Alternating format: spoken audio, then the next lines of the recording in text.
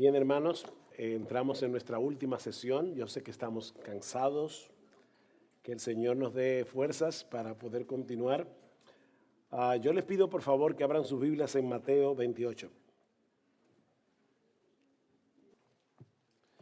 Y vamos a leer un texto muy conocido, Mateo capítulo 28. Y vamos a leer los versículos 18 al 20.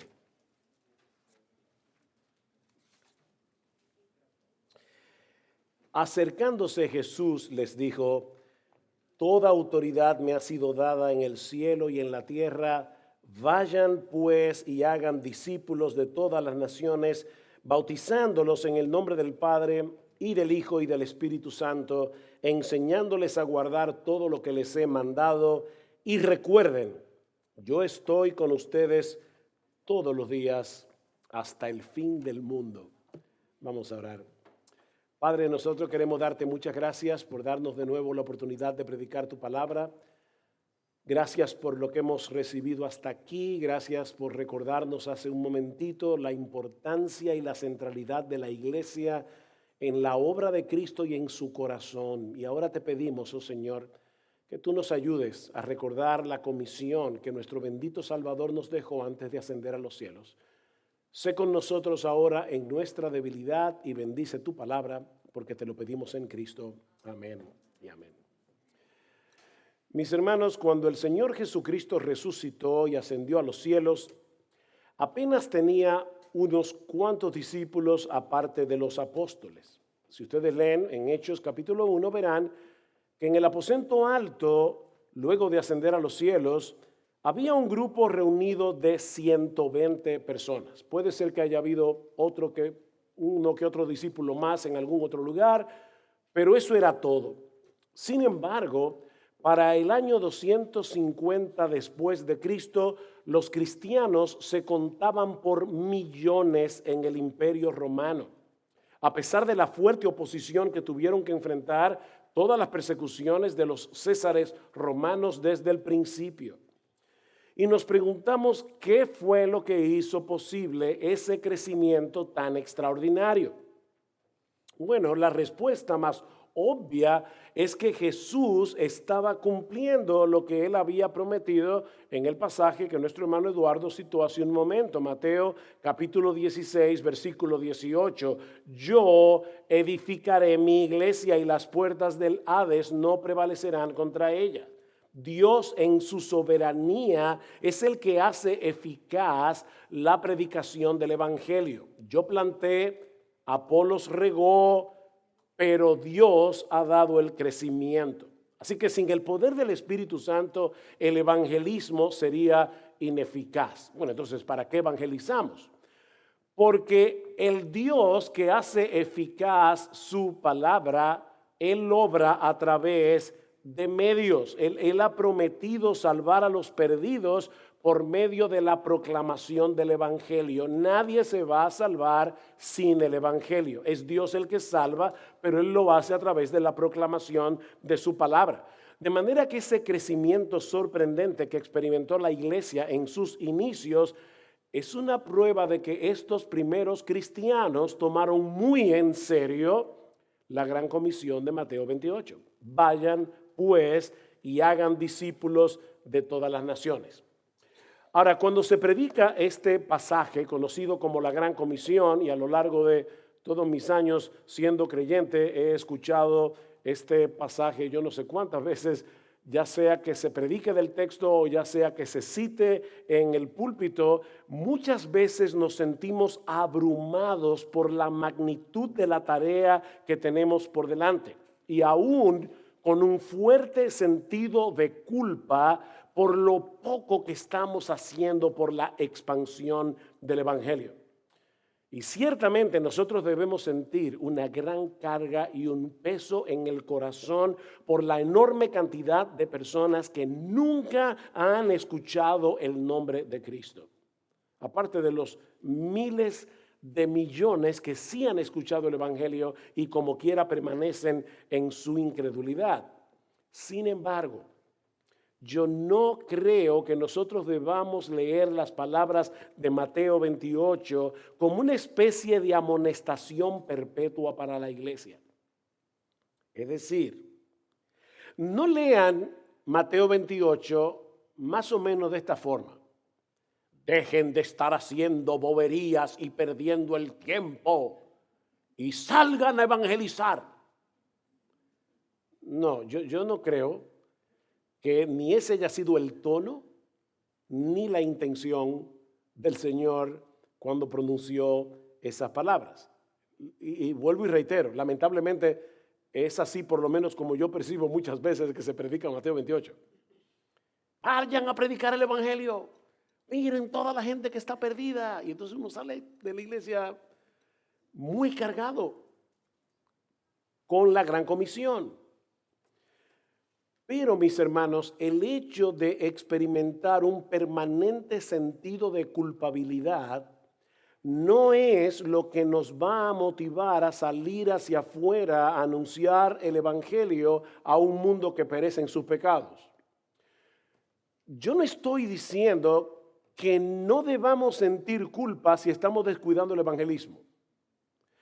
Lo que estoy diciendo es que no es la culpa la que nos va a motivar. La culpa no es un motivador. La culpa no es lo que va a incendiar nuestros corazones para salir a buscar a los perdidos. ¿Cuál es entonces el combustible que mueve a la iglesia a salir de su zona de comodidad, a salir de su zona de seguridad para llevar el evangelio hasta lo último de la tierra? Bueno, yo quiero dejar en suspenso esa pregunta hasta el final. Pero yo creo que la respuesta se encuentra en nuestro texto, que podemos dividir en 3 encabezados. Vamos a ver los elementos que componen esta gran comisión. Noten que no es una gran sugerencia, es un gran mandamiento, es una gran comisión, pero es una comisión que tiene en sí misma lo que necesitamos para salir hacia afuera a cumplirla. Ella tiene su propio combustible. ¿Cuál es ese combustible? Bueno, en primer lugar, debemos ver en este texto que es la suprema autoridad de Jesús lo que sustenta la gran comisión. Es la suprema autoridad de Jesús lo que sustenta la gran comisión. Vean una vez más la conexión entre el versículo 18 y el 19. Toda autoridad me ha sido dada en el cielo y en la tierra. Y debido a que eso es una realidad, vayan pues y hagan discípulos de todas las naciones. El pues me conecta con el versículo 18. Yo no puedo comenzar a leer la gran comisión en el 19, porque comienza en el 18. Toda autoridad me ha sido dada. Por tanto, debido a que eso es una realidad, vayan y hagan discípulos de todas las naciones. Nosotros debemos llevar a cabo esta encomienda sabiendo que a Jesús le fue conferida toda autoridad en el cielo y en la tierra. Y alguien dirá, pero pastor, yo no entiendo eso.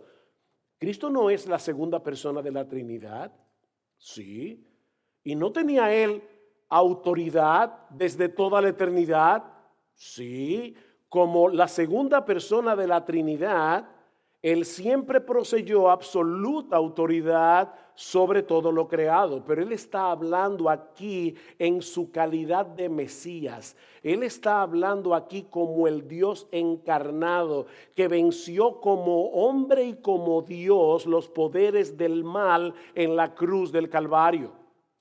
Uno de los mejores comentarios de Mateo 28, 18 son las palabras del mismo Señor Jesucristo cuando le ora al Padre en Juan capítulo 17 y le dice, Padre, la hora ha llegado, glorifica a tu Hijo para que el Hijo te glorifique a ti, por cuanto le diste autoridad sobre todo ser humano, para que Él dé vida eterna a todos los que le has dado. Ven, es una autoridad muy particular que Dios el Padre le dio al Dios hombre, a Jesucristo, el Dios encarnado, que murió en una cruz, que venció al diablo, que venció al mundo, que venció al pecado. Dios el Padre ahora, como el Mesías victorioso, le dio autoridad para que Él le dé vida eterna a todo ser humano que el Padre le regaló al Hijo. Lo leyeron aquí, dice, por cuanto diste autoridad sobre todo ser humano para que Él dé vida eterna a todos los que le has dado. Dios el Padre le confirió al Hijo autoridad sobre todo ser humano con el propósito de darle vida eterna a todos los que el Padre le dio. Wow, mis hermanos, yo no sé si nosotros captamos el significado de todo esto, pero tú y yo somos el regalo que Dios el Padre le dio a Dios el Hijo. De hecho, hay un texto en Tito que jamás pudiéramos entender si no fuera de esa manera. Dice, conforme a la vida eterna que el Padre prometió desde antes de la fundación del mundo, desde antes de los tiempos de los siglos. Y uno se pregunta, ¿y a quién le prometió el Padre vida eterna si no había nadie? Solo la Trinidad. Antes de la fundación del mundo, ¿a quién el Padre le prometió vida eterna? Se la prometió al Hijo. Y le digo al Hijo, cuando tú mueras en la cruz, yo te voy a dar autoridad para que tú des vida eterna a un montón de hombres y mujeres de toda tribu, pueblo, lengua y nación. Tú le vas a dar vida eterna. Yo te voy a dar esa autoridad. Y hasta mexicanos habían ahí, y dominicanos habían ahí, y puertorriqueños habían ahí. Del regalo que Dios el Padre le dio a Dios el Hijo. Versículo 6 de Juan 17.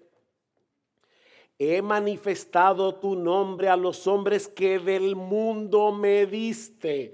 Eran tuyos y me los diste y han guardado tu palabra. Nosotros somos ese regalo.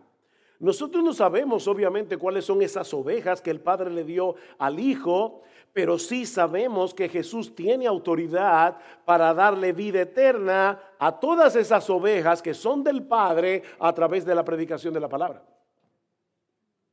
Alguien dice, ¿y por qué yo voy a salir a predicar si la gente no quiere oír?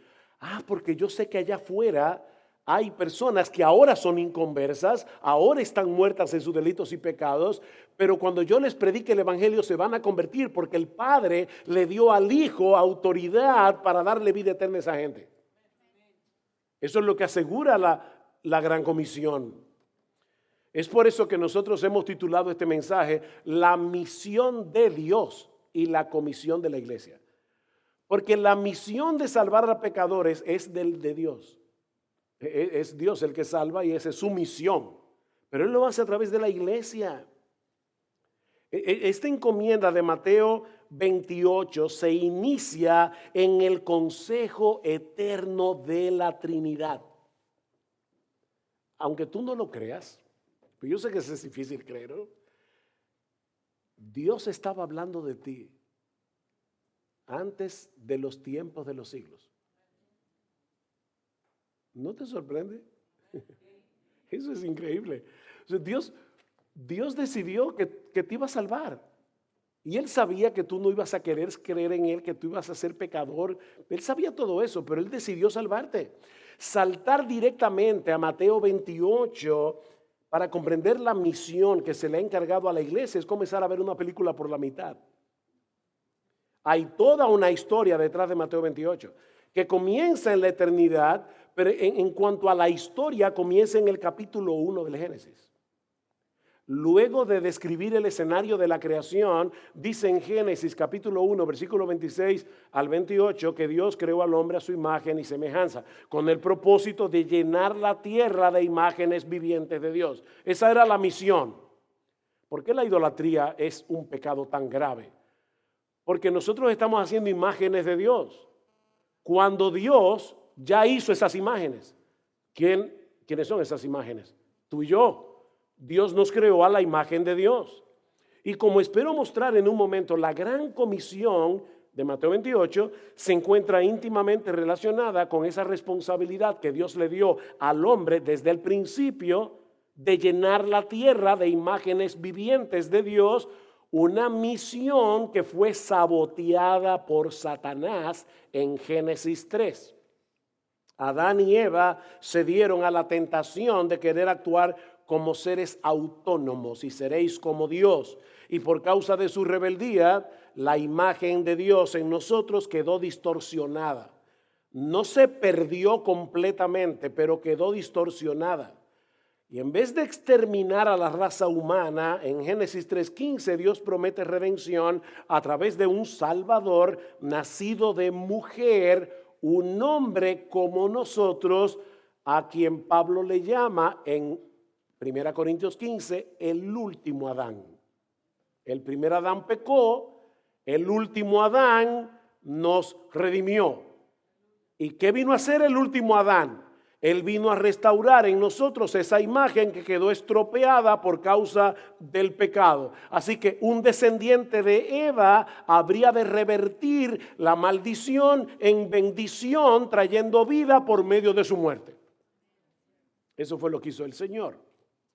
Más adelante, como vimos en uno de los mensajes anteriores, Dios escogió a un hombre llamado Abraham, a quien le promete darle descendencia y bendecir a través de él a todas las familias de la tierra. Así que lo que Adán perdió en el paraíso sería recuperado por ese descendiente de Abraham, que no es otro que nuestro Señor Jesucristo.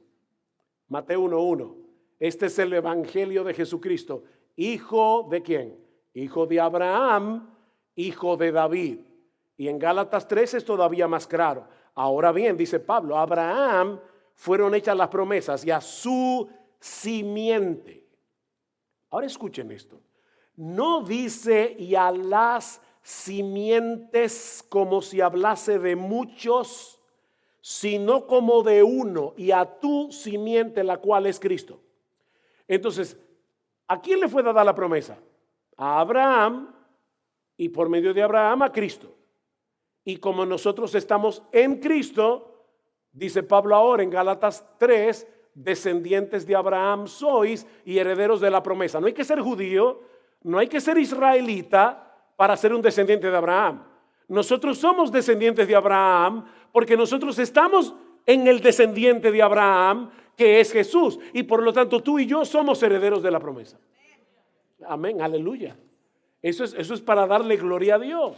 Y ese Cristo que es el descendiente de Abraham, que obedeció perfectamente la ley de Dios en nuestro lugar, lo que ni Adán ni ningún otro ser humano ha podido hacer jamás, ese descendiente de Abraham murió como nuestro sustituto, cargando nuestra culpa en la cruz, resucitó al tercer día y ascendió a los cielos, donde está ahora sentado a la diestra del Padre, sobre todo principado y autoridad y poder y señorío y sobre todo nombre que se nombra no solo en este siglo, sino también en el venidero. ¿Ven la autoridad ahí? De manera que ahora hay un hombre que es también Dios, a quien el Padre le ha conferido una autoridad infinitamente superior a la que Adán perdió en el paraíso. Jesús de Nazaret, el hijo de María, ha sido entronizado en los cielos y ahora gobierna sobre todo el universo como Rey de reyes y Señor de señores. ¿Ven por qué razón nadie puede impedir que se cumpla la gran comisión? Eso es imposible, porque Cristo tiene autoridad. Él se humilló hasta lo sumo, haciéndose obediente hasta la muerte y muerte de cruz, como dice Pablo. Pero la historia no termina ahí, mis hermanos. Dios también lo exaltó hasta lo sumo y le dio un nombre que es sobre todo nombre, para que en el nombre de Jesús se doble toda rodilla de los que están en los cielos y en la tierra y debajo de la tierra, y toda lengua confiese que Jesucristo es el Señor, para la gloria de Dios el Padre. Y lo vamos a confesar aquí en la tierra, si somos creyentes y nos arrepentimos de nuestros pecados, o lamentablemente lo vamos a tener que confesar antes de ser arrojado en el infierno. Pero créanme una cosa, toda lengua confesará que Jesús es el Señor. Toda rodilla se doblará ante Jesús como Señor, porque a Él se le ha conferido toda autoridad. Toda autoridad. Mis hermanos, es esa realidad la que se encuentra detrás de las palabras de Jesús en Mateo 28:18. Toda autoridad me ha sido dada en el cielo y en la tierra. El Hijo siempre tuvo esa autoridad como Dios, pero en su calidad de Mesías, como el último Adán, a Jesús se le ha conferido toda autoridad sobre todo lo creado. Ahora, ¿saben lo que eso significa, mis hermanos? que es absolutamente imposible que su obra termine en un fracaso como sucedió con el primer Adán. Jesús es el Señor. Él gobierna sobre todas las cosas, desde las inmensas galaxias hasta las partículas atómicas. Él ejerce su poder y autoridad sobre todo lo creado, de manera que es absolutamente imposible que alguien pueda impedir que Él lleve a cabo lo que el Padre le pidió que hiciera. Yo sé que ahora, perdón, esta agua sí es mía. Yo sé que ahora con el tema del coronavirus hay iglesias cerradas, viajes que se tuvieron que cancelar, misioneros como en el caso de nuestra hija, que cuando ya estaban a punto de volver al campo misionero, estaban en un tiempito aquí en Estados Unidos, a uno de los niños le dio COVID y no se pudieron ir. Y uno piensa, wow, un pequeño virus trastorna la vida de la gente, incluyendo la vida de los misioneros, y parece como que todo se ha vuelto lento a partir de marzo del 2020. Pero mis hermanos, ni el coronavirus, ni los ejércitos más poderosos del planeta pueden impedir que Jesucristo lleve a cabo su obra. A Él se le ha dado toda autoridad. Lo que Cristo está diciendo es, vayan y prediquen este evangelio y hagan discípulos en todas las naciones, porque yo soy el soberano del universo. Nada ni nadie puede impedir que mis ovejas escuchen mi voz, las ovejas que el Padre me dio. Nadie puede impedir que vengan a mí. No hay gobierno humano que pueda detenerlos. No hay falsa religión que pueda retener permanentemente a los que son míos. Sea que en este momento estén sumidos en el Islam o que vivan en Corea del Norte, mis ovejas oirán mi voz y vendrán a mí, porque mi Padre me dio toda autoridad para darles vida eterna a todos los que Él me ha dado. Aleluya. No hay forma de detener eso. Esa es autoridad suprema de Jesús, lo que garantiza el cumplimiento de la gran comisión. ¿Qué dice el Señor en Mateo 24? Y será predicado este evangelio del reino en todo el mundo para testimonio a todas las naciones, y entonces vendrá el fin. Ahí no hay ningún asomo de duda. Este evangelio será predicado en todas las naciones. Todas las etnias van a escuchar el evangelio, no necesariamente todas a la misma vez. Pero a lo largo de los 2000 años que tiene la iglesia, ese Señor, ese Mesías que tiene toda autoridad, Él se ha encargado de que etnias tras etnias tras etnias escuchen el mensaje del evangelio. Y así será antes de que Él venga. No será ni un segundo antes ni un segundo después. El evangelio tiene que llegar a donde tiene que llegar. Y entonces vendrá el fin. Cuando todas las ovejas que el Padre le dio al Hijo, de toda tribu, pueblo, lengua, nación, estén allí delante del Cordero cantando a gran voz, el Cordero que fue inmolado es digno de recibir el poder, las riquezas, la sabiduría, la fortaleza, el honor, la gloria y la alabanza. Mis hermanos, cuando estemos en la gloria, nosotros vamos a ver el cumplimiento absoluto de la gran comisión. Es la suprema autoridad de Jesús lo que sustenta la gran comisión. Pero también vemos en nuestro texto que el discipulado es lo que define la esencia de la gran comisión. El discipulado es lo que define la esencia de la gran comisión. Versículo 19. Vayan pues y hagan discípulos de todas las naciones, bautizándolos en el nombre del Padre y del Hijo y del Espíritu Santo y enseñándoles a guardar todo lo que les he mandado. Noten que la gran comisión no es ir por el mundo dando testimonio del evangelio. La gran comisión no es hacer convertidos. La gran comisión es hacer discípulos. Es hacer discípulos. De hecho, y permítame aquí hacer una pequeña aclaración acerca del texto original, ese es el único imperativo de la comisión. En la Reina Valera del 60 dice, id pues y haced discípulos. Y la palabra ir está en mandato, en imperativo, vayan. Pero en realidad lo que el texto dice es esto, yendo a ser discípulos, bautizándolos y enseñándoles. Así que el único mandato del texto es hacer discípulos. ¿Y qué es un discípulo? Un seguidor de Jesús, un aprendiz de Jesús.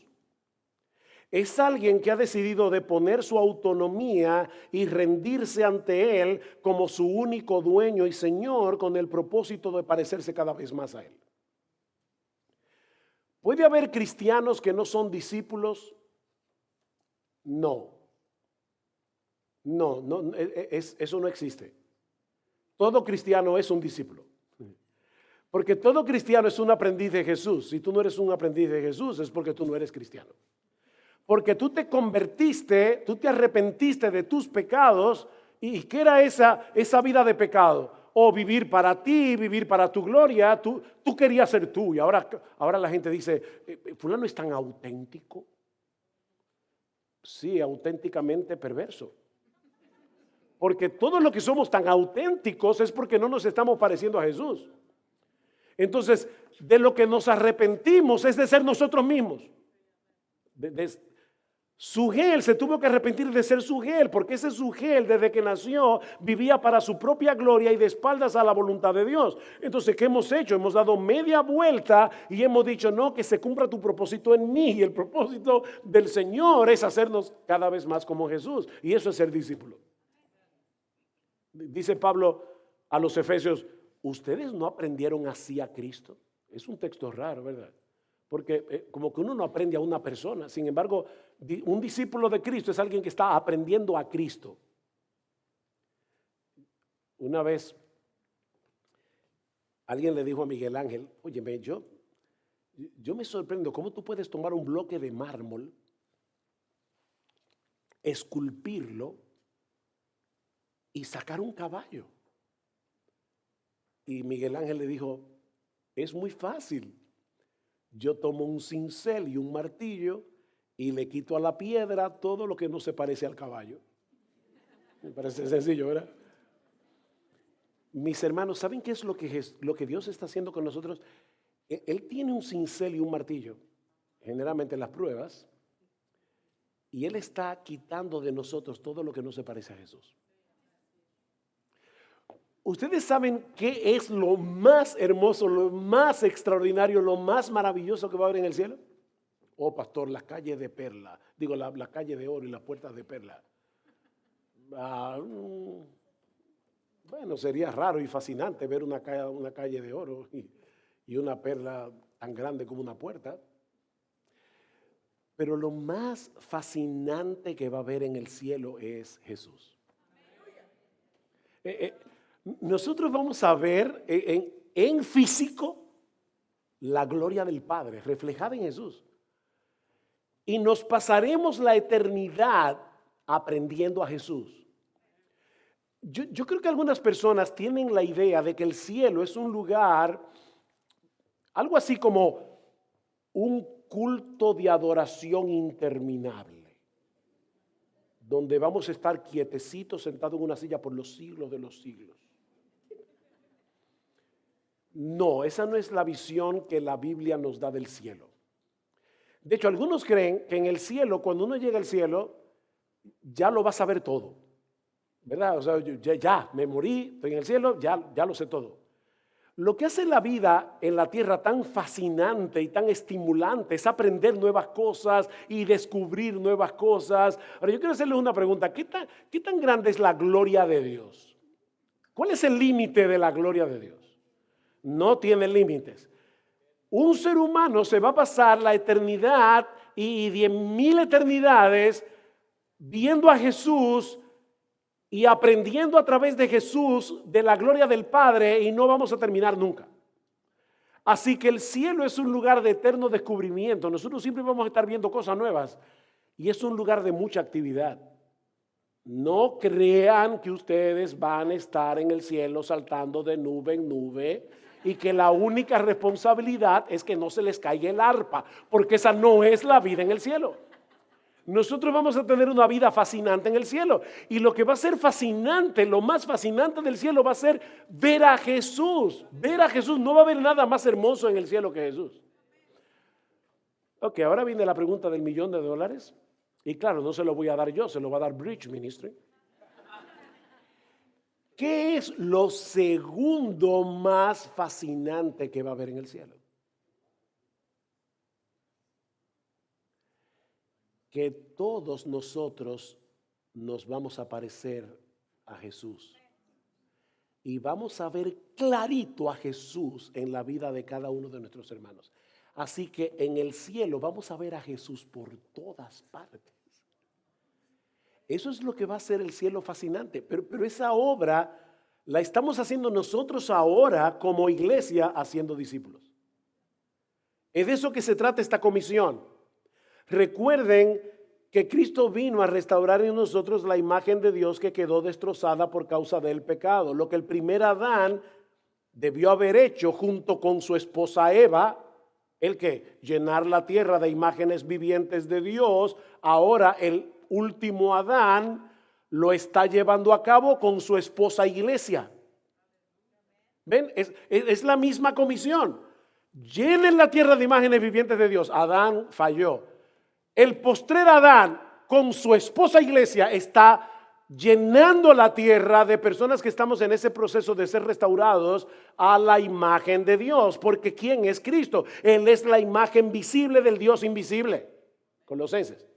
Él es la expresión exacta de la naturaleza de Dios. Felipe, el que me ha visto a mí, ha visto al Padre. Jesús es la expresión más sublime, más precisa de Dios. Hebreos 1:1.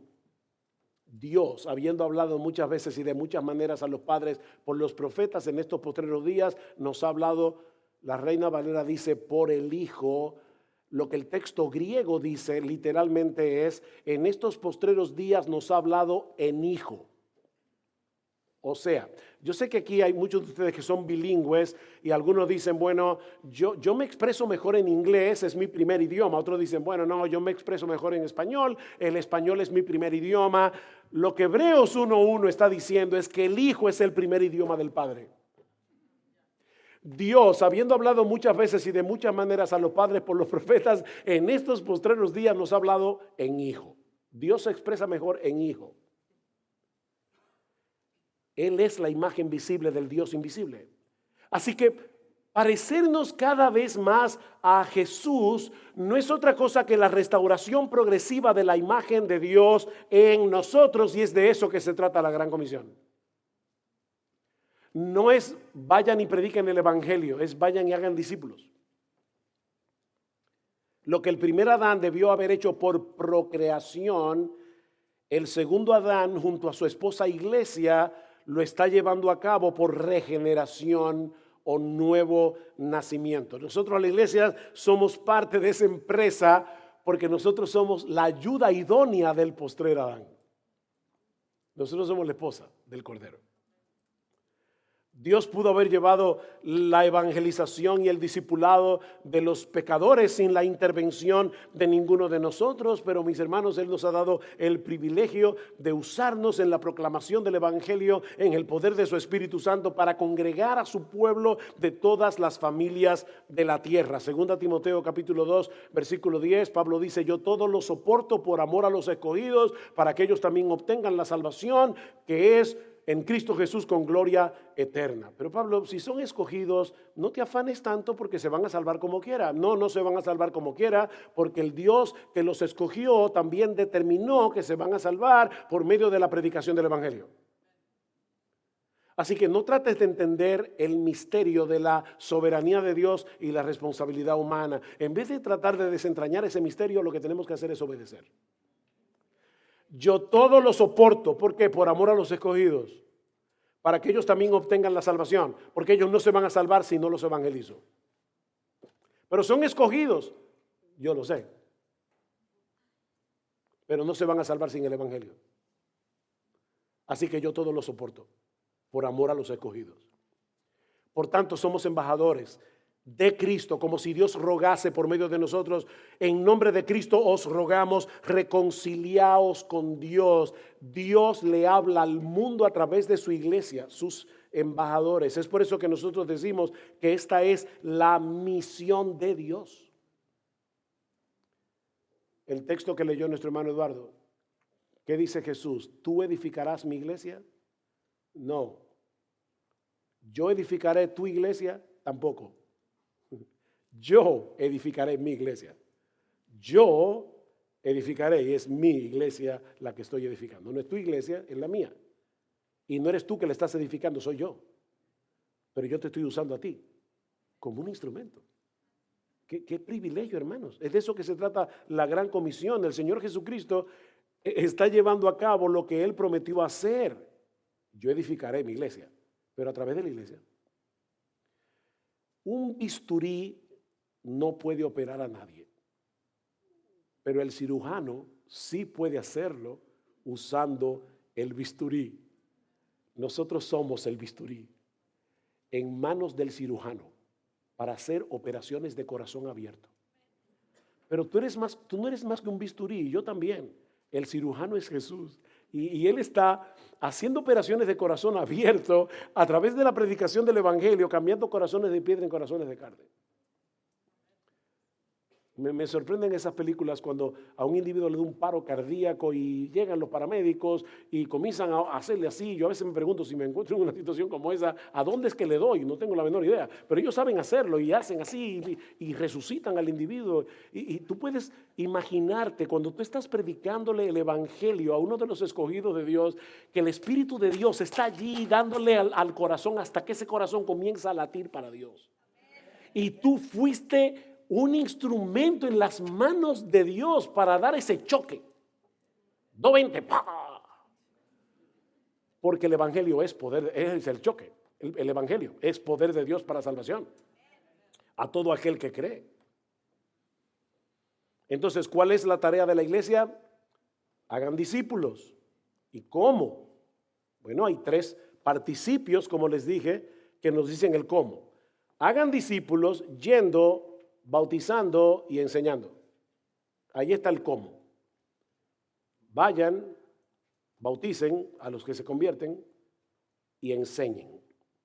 Así que lo primero que tenemos que hacer es ir y proclamar el evangelio. Pero no olvides, hermano, mi función en esta tarde no es que tú salgas de aquí con el Empire State en tus hombros. Yo tengo que salir a evangelizar. No, yo quiero que tú salgas de aquí diciendo: wow, yo tengo el privilegio de poder mostrarle a otros lo grandioso que es Jesús, a quien Dios le ha dado autoridad. Y ya yo sé de antemano que Jesús tiene autoridad para darle vida eterna a los que Él quiera. Y como yo no sé quiénes son, le voy a predicar a todo el que yo pueda. Y se van a salvar.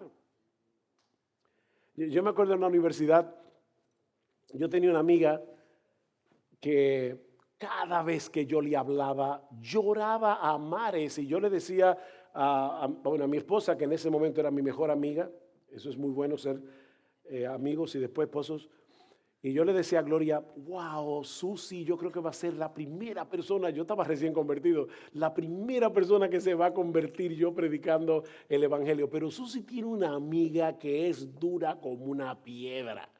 Y yo le predicaba a Susi lloraba, y la amiga así, con un carón. ¿Qué ustedes creen? Susi sigue siendo incrédula y la amiga se convirtió al Señor. Y fue la esposa de uno de los pastores de nuestra iglesia. Y ahora está en la gloria porque murió en el Señor. Entonces, nosotros no sabemos quiénes son. Pero sal a predicar, que Cristo sí sabe quiénes son. Y Él los va a salvar con el poder del evangelio. Eso es lo que nos motiva a salir. No es un pastor con un látigo en el púlpito: salgan a evangelizar. No es así, así no se motiva a nadie. Es la gloria de Cristo el motivador, es la autoridad de Cristo, es el poder de Cristo para salvar. Debemos salir a proclamar la buena noticia de que Cristo pagó nuestra deuda en la cruz del Calvario y que en Él hay perdón y salvación, perdón y vida eterna para todo aquel que cree. En otras palabras, Dios nos está dando el privilegio de usarnos como bisturí para hacer una operación de corazón abierto. Eso es lo que ocurre cuando Dios aplica el evangelio en el corazón del pecador en el poder de su Espíritu Santo. Él de su voluntad nos hizo nacer por la palabra de verdad para que seamos primicias de sus criaturas. ¿La voluntad de quién? La voluntad de Dios. Dios fue que quiso que tú quisieras. ¿O tú crees que tú te salvaste porque tú eras mejor que el vecino tuyo, que es depravado, cada vez que escucha el evangelio lo rechaza, igual que tú, igual que yo? Lo que hace la diferencia es la voluntad de Dios. Él de su voluntad nos hizo nacer. Es la palabra de Dios la que tiene el poder de producir el nuevo nacimiento en personas que están espiritualmente muertas en sus delitos y pecados. Y Dios ha determinado usar nuestras bocas como instrumento para hacer escuchar esa palabra al mundo. Pero no solamente debemos ir, sino que debemos bautizar a los creyentes en el nombre del Padre y del Hijo y del Espíritu Santo. Es por medio de ese bautismo que nosotros venimos a formar parte de una iglesia local donde aprenderemos lo que implica en la práctica ser un seguidor de Jesús. No es hacer un convertido que anda por ahí solo. Eduardo nos habló acerca de la iglesia y de la importancia de la iglesia. Mis hermanos, yo quisiera saber cuántos de ustedes alguna vez en su vida, y no tengas vergüenza de decirlo si te ha pasado, cuántos de ustedes han visto por ahí una mano sola sin cuerpo.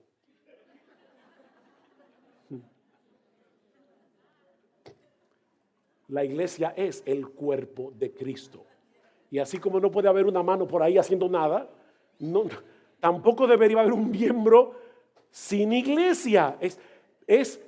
Hagan discípulos bautizándolos. ¿Para qué? Para que entren a formar parte de una iglesia. Eso fue lo que nuestro hermano Eduardo leyó en Efesios capítulo 4. El mismo Cristo dio pastores y maestros. ¿Para qué? Para que capaciten a los santos. ¿Para qué? Para que los santos lleven a cabo la obra del ministerio. ¿Para qué? Para que ya no seamos niños fluctuantes llevados por doquiera de todo viento de doctrina, por estratagema de hombres que usan para engañar las artimañas del error, sino que siguiendo la verdad en amor, crezcamos en todo en aquel que es la cabeza.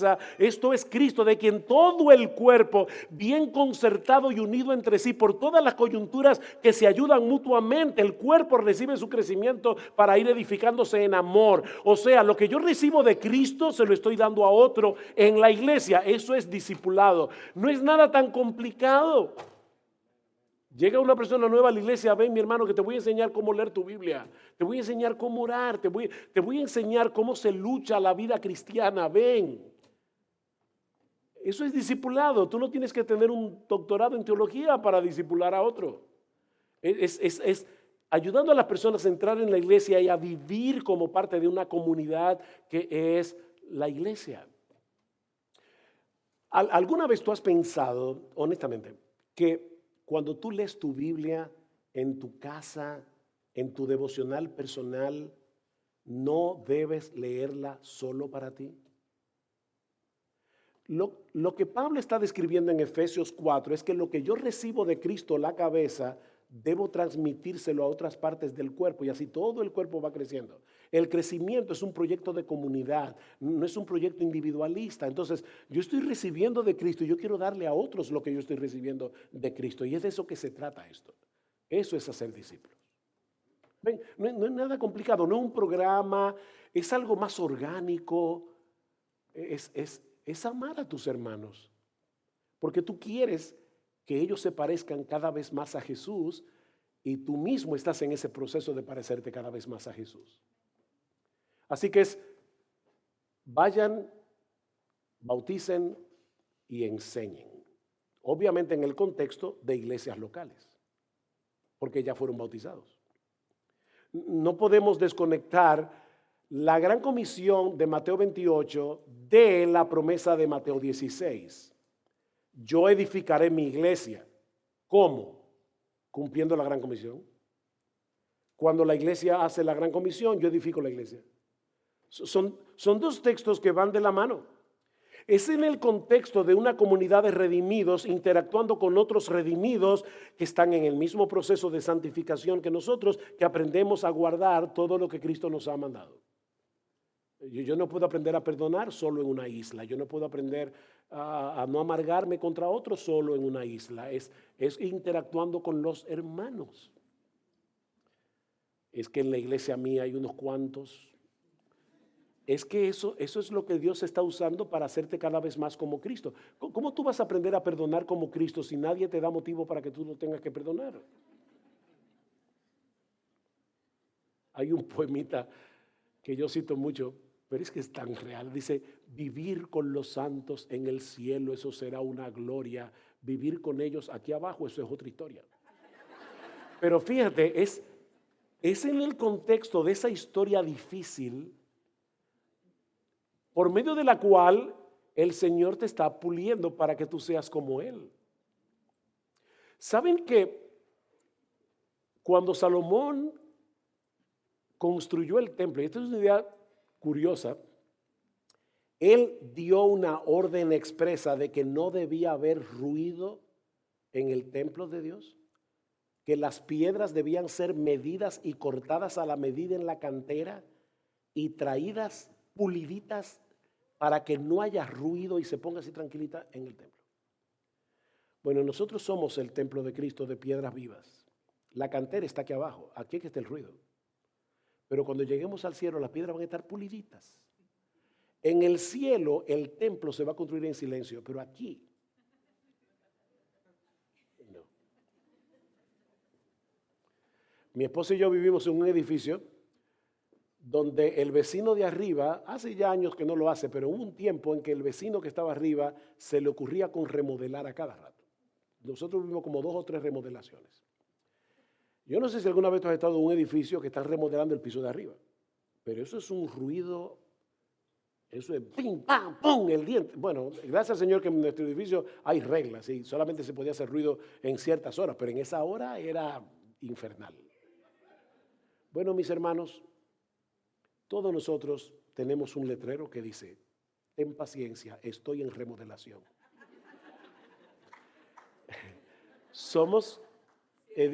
Estamos en remodelación y vamos a hacer ruido. Pero eso es parte de lo que Dios está usando para que tú seas cada vez más como Jesús. Así que el día que te encuentres la iglesia perfecta, sal corriendo. Porque la vas a dañar.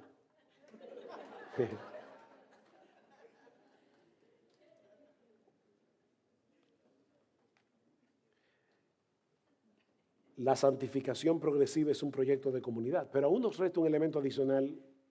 ¿A qué hora es que se termina esto? Ya brevemente, un último punto. Hemos dicho que es la autoridad suprema de Jesús la que sustenta la Gran Comisión. Hemos dicho que el discipulado es lo que define en qué consiste la Gran Comisión. Pero en tercer lugar, vemos en ese texto que es la promesa de la presencia de Jesús con nosotros lo que nos anima, consuela y fortalece en el cumplimiento de la Gran Comisión. Aquel que posee, wow, esto es sorprendente, aquel que posee toda autoridad en el cielo y en la tierra es el mismo que ha prometido estar con nosotros todos los días hasta el fin del mundo. ¿No te anima eso? Yo estoy con ustedes todos los días. Mis hermanos, nunca ha sido fácil evangelizar, nunca ha sido fácil hacer discípulos, nunca lo será, pero no estamos solos en el cumplimiento de esta comisión. No temas, le dice el Señor al pueblo de Israel en Isaías, y yo me río porque la promesa es rarísima. No temas porque yo estoy contigo, no te desalientes porque yo soy tu Dios, te fortaleceré, ciertamente te ayudaré, sí te sostendré con la diestra de mi justicia. ¿Y por qué yo digo que esta promesa es extraña? Porque un poco más adelante Dios vuelve y le dice, no temas, gusano de Jacob. Es como, tú eres un gusano, pero no temas. No porque yo mañana te voy a convertir en león. No, tú eres un gusano y seguirás siendo un gusano, pero un gusano en las manos del Todopoderoso. Entonces no temas, no te desampares. Yo estoy contigo todos los días. Nunca te dejaré ni te desampararé. Hebreos capítulo 13. En griego se usan una doble negación cuando se quiere enfatizar algo. Cuando Dios dice no, no es no, nunca te dejaré ni te desampararé. Pero en Hebreos capítulo 13, versículo 6, Dios usa una triple negación. Es no, nunca, jamás, de ninguna manera. Yo no te dejaré ni te desampararé. Yo sé que por momentos te vas a sentir solo, pero es un mero sentimiento que no es real, no es real. He aquí yo estoy con vosotros todos los días hasta el fin del mundo. No tengan temor a la hora de salir de su zona de seguridad, porque donde quiera que vayan, yo estaré con ustedes. Yo estaré con ustedes. Y por si todo esto fuera poco, esta promesa no tiene fecha de vencimiento. Todos los días hasta el fin del mundo. Nunca habrá una generación de cristianos que digan, se venció la promesa. Se venció en marzo del 2020 cuando llegó la bendita pandemia. No, esta promesa no tiene vencimiento. Con todo y pandemia. Con todo y pandemia. Nuestro Señor Jesucristo regresará cuando el número de los elegidos haya sido completado. Y mientras tanto Él promete estar con nosotros todos los días, guardándonos, guiándonos, fortaleciéndonos, hasta que estemos seguros en su presencia en la casa del Padre. Entonces, volvemos a la pregunta del principio. ¿Cuál es el combustible que mueve a la iglesia a salir de su zona de comodidad para llevar a cabo la gran comisión? Respuesta: un profundo sentido de asombro por el poder, la gloria, la majestad, la hermosura de nuestro gran Dios y Salvador Jesucristo, mezclado con el gozo y la gratitud por nuestra propia salvación, amor por los perdidos y una seguridad inconmovible en la promesa de su presencia con nosotros mientras estemos llevando a cabo lo que Él nos ha encomendado. Poderoso. Esa gasolina es de un octanaje.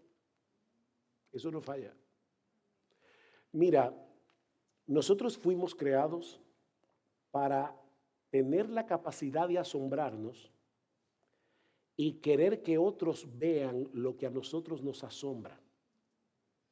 Es algo que es inevitable. Tú no puedes ver algo asombroso y no querer contárselo a otro.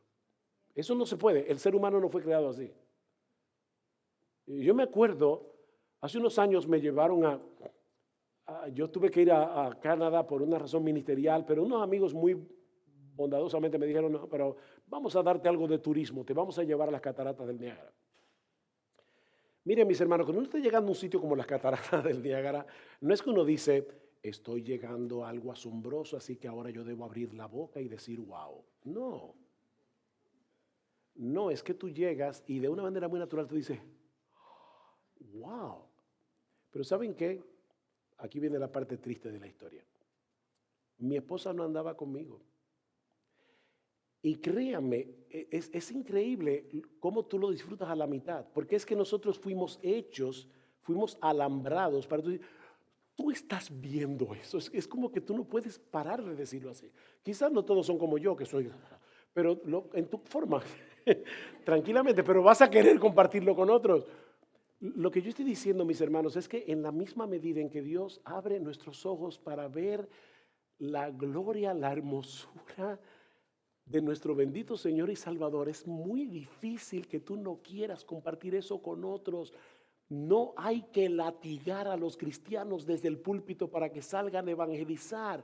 Lo que nosotros tenemos que hacer, nosotros los pastores, es enseñarles la hermosura del Salvador y la gloria del Evangelio. Y van a salir y van a hablar, porque no podemos dejar de decir lo que hemos visto y oído. Ese es el combustible. Mis hermanos, algún día la tierra será llena del conocimiento de la gloria del Señor, como las aguas cubren el mar. Habacuc 2:14. Y el Señor nos ha dado el enorme privilegio de ser parte activa del cumplimiento de esa promesa al compartir con otros el evangelio de la gloria de Cristo, el cual es la imagen de Dios. ¿Cómo la tierra será llena del conocimiento de la gloria de Dios cuando miles y miles de millones abracen el evangelio de la gloria de Cristo y se parezcan cada vez más a Cristo? Y entonces toda la tierra será llena de esa gloria. De manera que la gran comisión es nuestra responsabilidad si somos cristianos. No es una gran sugerencia, es una gran comisión, pero al mismo tiempo es una respuesta de gozo, de asombro y de gratitud. Es un deber, sí es un deber, pero es un deber que es movido por el gozo, es un deber que es movido por el asombro, es un deber que es movido por la gratitud.